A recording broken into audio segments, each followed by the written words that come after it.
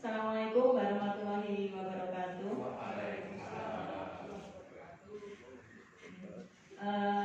Di sini saya akan mensosialisasikan tentang pemikiran Ki Hajar Dewantara dan budaya positif di SMP Negeri 6 Sukoharjo.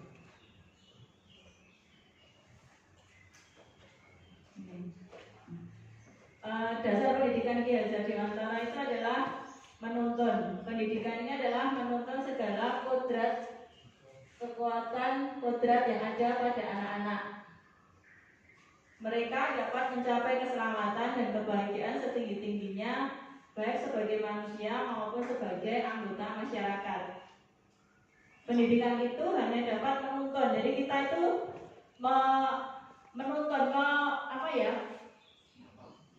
mengajak anak, ya, untuk menemukan kodrat anak sebagai anak-anaknya, sebagai anak-anak, bahwa untuk memperbaiki tingkah lakunya, hidup dan tumbuh kodrat anak.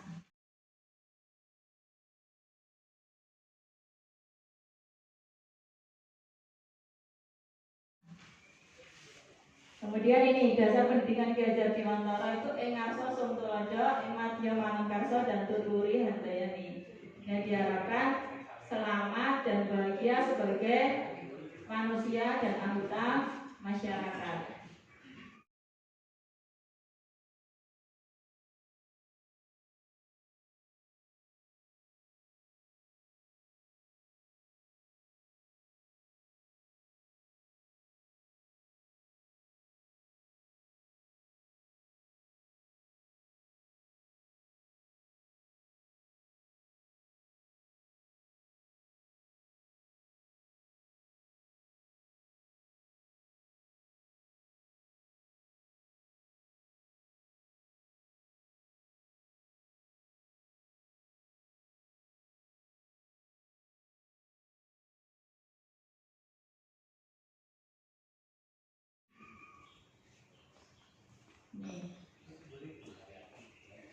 Dasar pendidikan Ki Hajar Dewantara itu adalah merdeka. Tadi menuntun, kemudian kodrat anak itu merdeka, bahwa manusia merdeka itu adalah manusia yang hidupnya, lahir dan batinnya tidak tergantung orang lain, akan tetapi bersandar atas kekuatan sendiri. Pengajaran dan pendidikan yang berguna untuk kehidupan bersama, memerdekakan manusia sebagai bagian dari persatuan.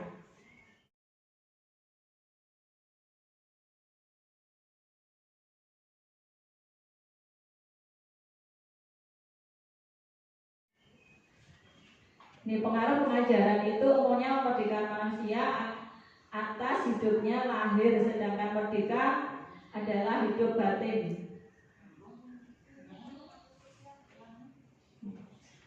Nah, kodrat anak itu adalah bermain. Ya, kita lihat anak-anak itu sukanya dengan bermain. Saya kemarin pernah melaksanakan pembelajaran BK itu dengan bermain ular tangga. Mereka bisa menyampaikan apa yang ada di pikirannya sendiri.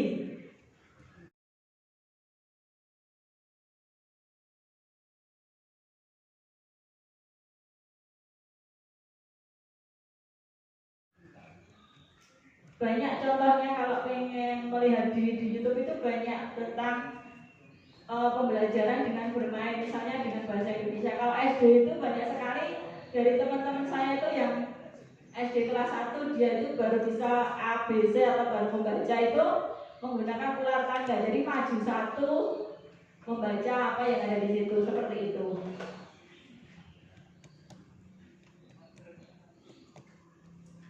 Ini bermain ada matematika dengan apa itu? Congkrak nih. Dakon gitu. Kemudian gobak sodor itu dengan strategi. Contohnya seperti itu. Bermain anak.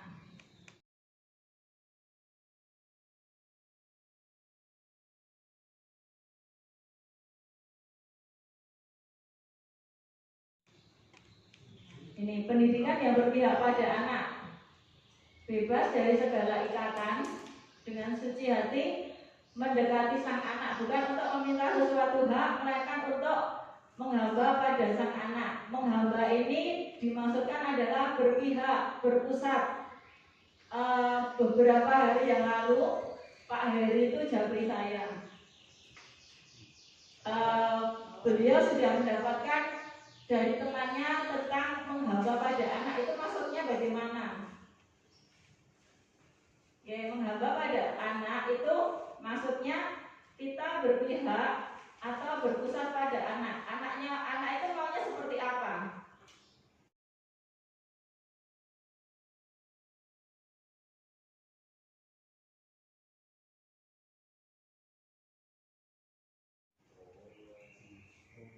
Yes, seperti itu. Memang kalau kita ikuti itu mungkin kita berpikiran anak itu akan sakarpe dewe.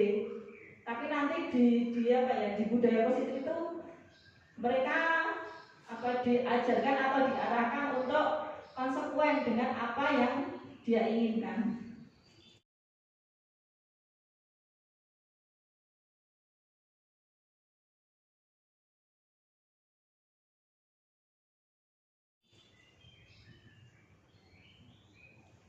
Nah ini kemudian bukan tabula rasa, bahwa anak itu bukan kertas kosong. Kalau mungkin Mas Rois ingat di psikologi itu ada bahwa anak itu adalah kertas kosong. Masih ingat nggak Mas?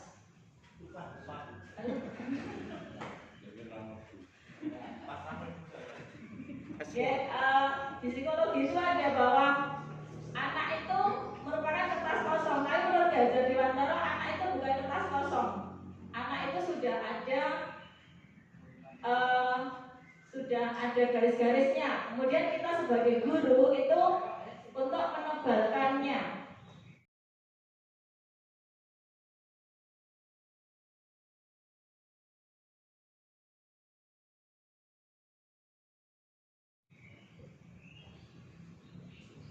Nah ini menebalkan laku anak dengan kekuatan konteks diri anak, sosiokultural budaya.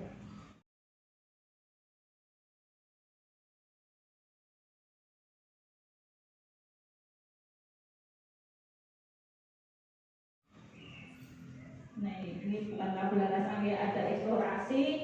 Ketika anak SD atau PAUD itu dia eksplorasi. Ya, kemudian mengenal dan menguasai teks itu SD 1 sampai 3. Kemudian memperdalam dan memperluas konteks itu kelas 4 SD. Kemudian merupakan pelajar mandiri itu nanti tingkat SMA.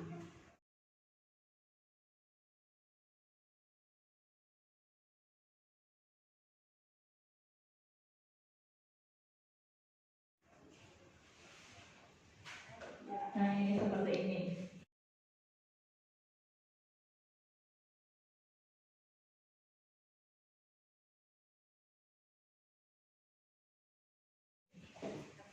Ada wiraga, wirama, kemudian wirama.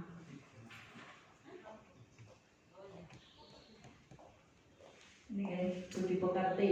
Budi pekerti, watak, karakter adalah bersatunya perpaduan harmonis antara gerak, pikir, perasaan, dan kehendak atau kemauan sehingga menimbulkan tenaga atau semangat.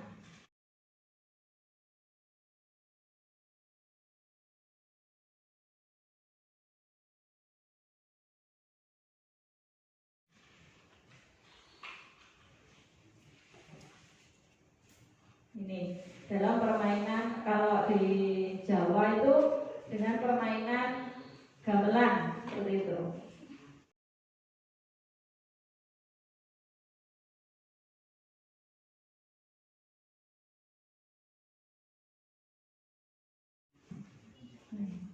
Nah, menurut Ki Hajar Dewantara, kita sebagai guru itu diibaratkan petani.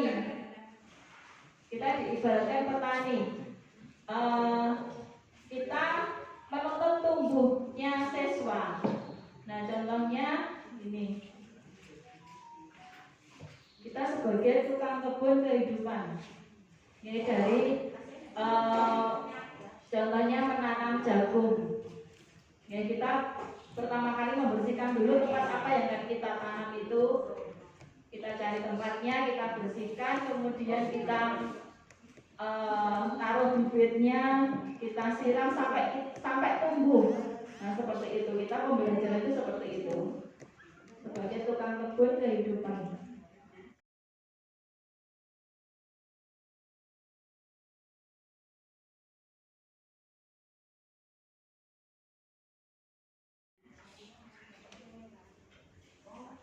Nah, ini relevansinya filosofi pendidikan Ki Hajar Dewantara itu adalah menuntun. Kemudian ada selamat dan bahagia. Kalau pendidikan di abad 21 itu adalah kolaborasi, kritis dan reflektif, kemudian komunikasi, kreatif dan inovatif, kemudian well-being. Kita harus mampu melakukan.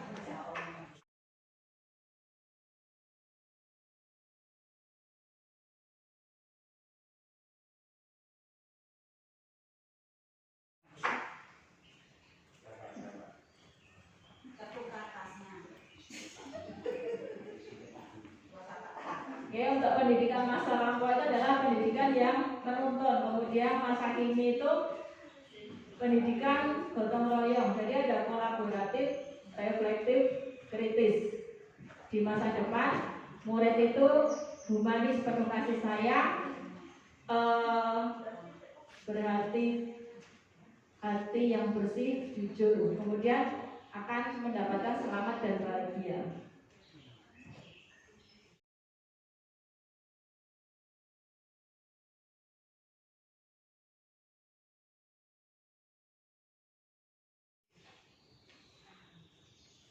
Nah, ini refleksinya diharapkan guru dengan murid itu ada kolaborasi untuk menciptakan kedalaman spiritual, intelektual, sosial untuk mencapai keselamatan dan kebahagiaan sebagai manusia. Jadi ada kolaborasi antara guru dan siswa.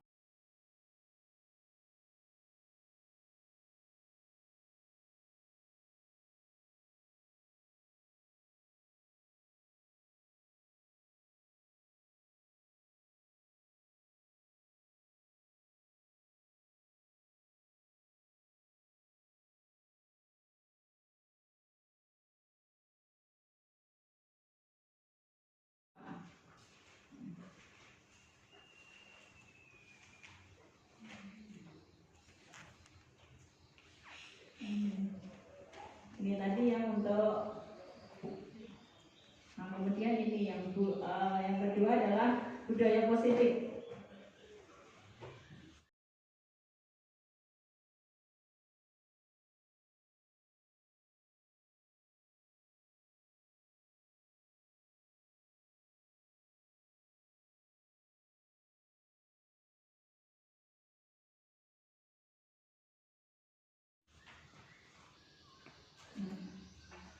Untuk yang kedua ini budaya positif atau ekosistem positif di sekolah.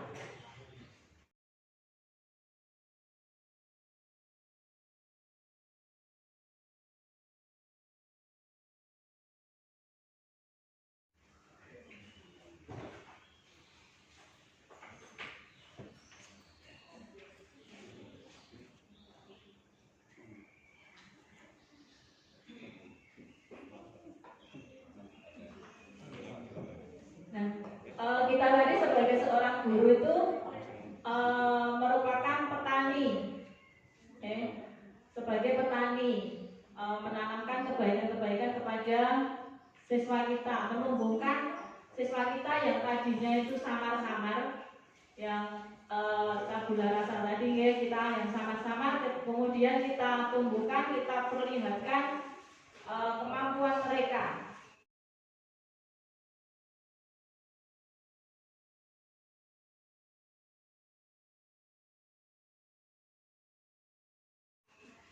Nah, di sini nanti ini Ada perubahan paradigma kontrol atau ilusi kontrol.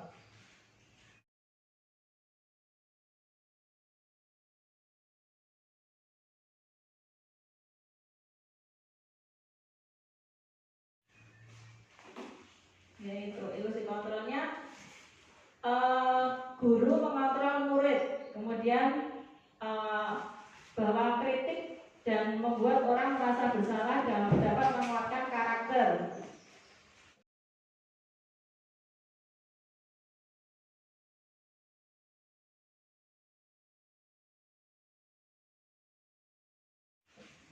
Bahwa semua penguatan positif efektif dan bermanfaat. Kemudian yang terakhir adalah orang dewasa itu memiliki hak untuk memaksa. Itu adalah ilusi kontrolnya.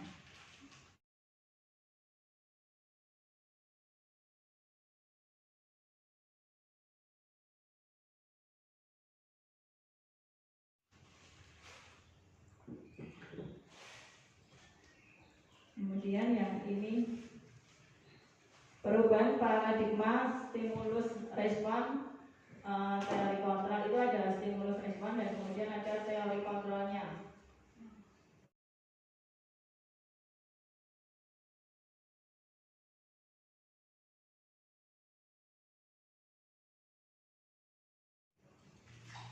Responnya kita mencoba mengubah orang agar berpandangan sama dengan kita.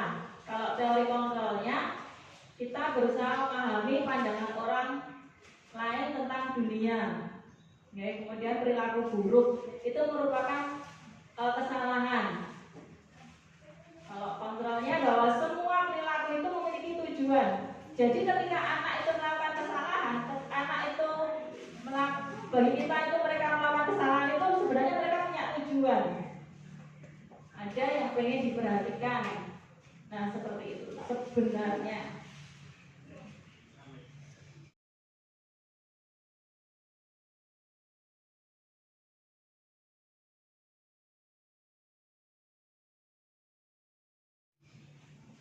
Ya ini tidak perlu saya sampaikan semua.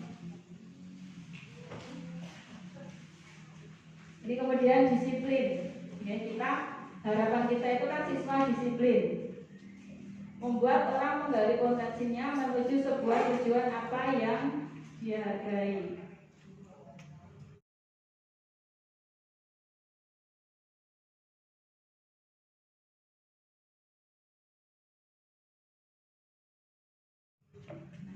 Ini yang adalah teori motivasi perilaku manusia. Ada motivasi eksternal, yang pertama itu untuk menghindari ketidaknyamanan. Apa yang akan terjadi ketika saya tidak melakukannya? Ini bagi murid. Ya, kemudian yang kedua, apa yang akan saya dapatkan apabila saya melakukannya? Nah, harapannya motivasi internal itu mendapatkan tujuan disiplin yang positif. Saya akan menjadi orang seperti apa bila saya melakukannya.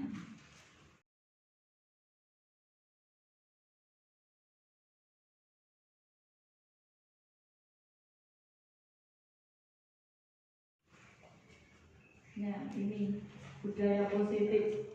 Budaya positif itu yang pertama dari peraturan kelas. Jadi siswa itu membuat peraturan kelas sendiri.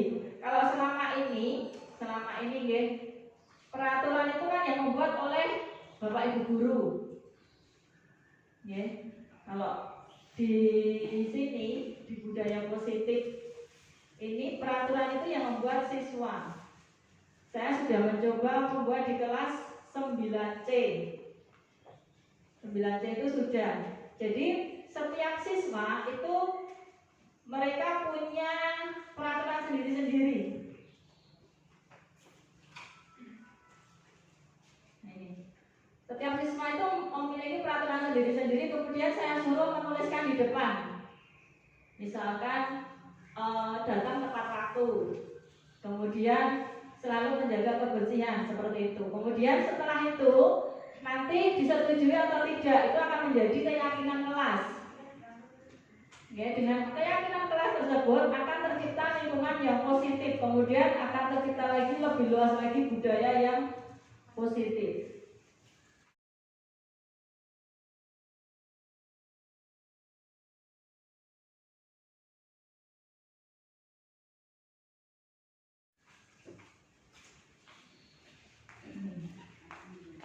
Nah, kesepakatan kelas di kelas 9C tadi sudah ada.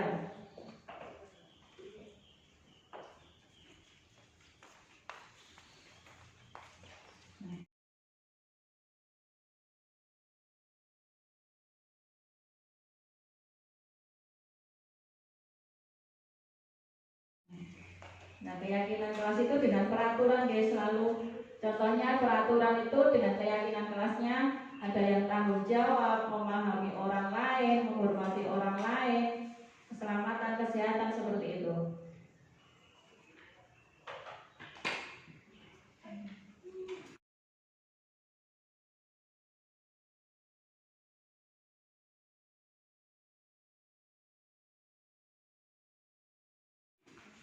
Kemudian perlu ini aja. Kebutuhan dasar manusia. Ini ya, kebutuhan dasar manusia itu adalah bertahan hidup. Siswa kita itu sama, dengan kita itu sama, bertahan hidup. Kemudian cinta kasih, rasa memiliki dan dimiliki. Kemudian ada kesenangan, penguasaan dan kebebasan. Ketika kita bisa melihat siswa kita itu nakal atau sering keluar masuk kelas, itu sebenarnya kita bisa melihat dari kebutuhan dasar ini. Mereka itu inginnya seperti apa? Ada yang kebebasan, ada yang karena ingin diperhatikan, itu berarti cinta kasih seperti itu.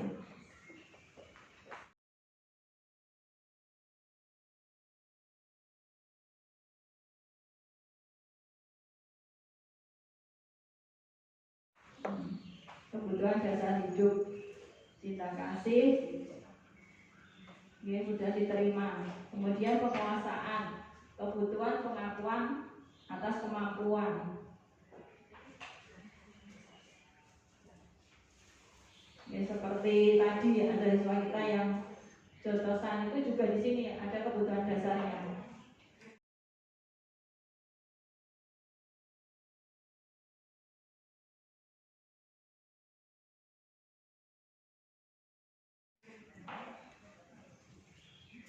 Nah, kemudian ini yang paling penting ini 5 posisi kontrol. Kita sebagai guru itu ada sebagai apa gitu ya?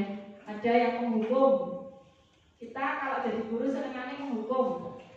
Orang manut diseneni. Ya. Itu adalah penghukum. Kemudian membuat orang merasa bersalah. Ada yang sebagai teman, kemudian ada yang memantau, yang paling baik atau paling tinggi itu adalah sebagai manajer.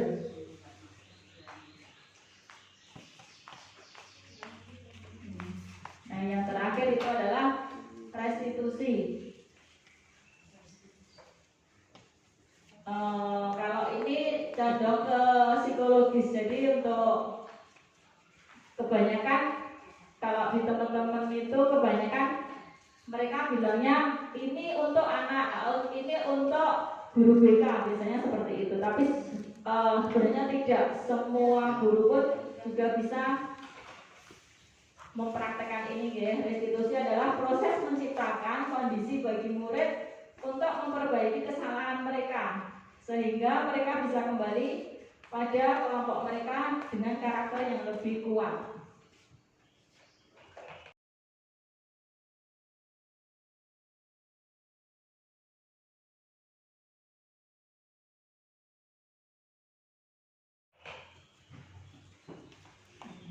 Ini ciri-cirinya bisa memperbaiki.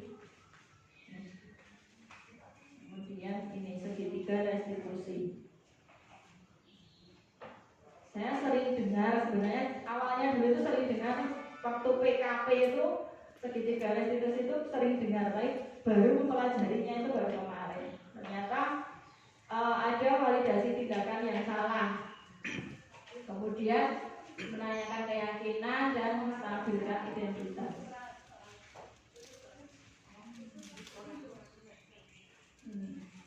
stabilitas identitas. Untuk membuat anak yang merasa gagal karena membuat kesalahan menjadi positif. Jadi untuk memperbaiki anak dari ketika anak itu melakukan kesalahan, kita itu bisa memberikan anak itu harus berubah, memperbaiki diri sampai dia itu mau melakukan hal yang lebih baik lagi. Seperti itu. Ini kemudian yang terakhir adalah bisa menanyakan keyakinan. Maunya seperti apa yang harus kamu lakukan, apa yang kamu rasakan, seperti itu. Dan selesai. Mungkin ini saja nih Bapak Ibu yang saya sampaikan. Terima kasih. Saya hanya bisa mengucapkan terima kasih karena sudah membantu saya, Mas Dwi, monggo didahar. Untuk tugas saya sebagai calon guru penggerak, mungkin hal seperti ini di modul 2, modul 3 akan ada lagi. Saya juga minta bantuannya kembali. Ini saja yang bisa saya sampaikan. Terima kasih. Assalamualaikum warahmatullahi wabarakatuh.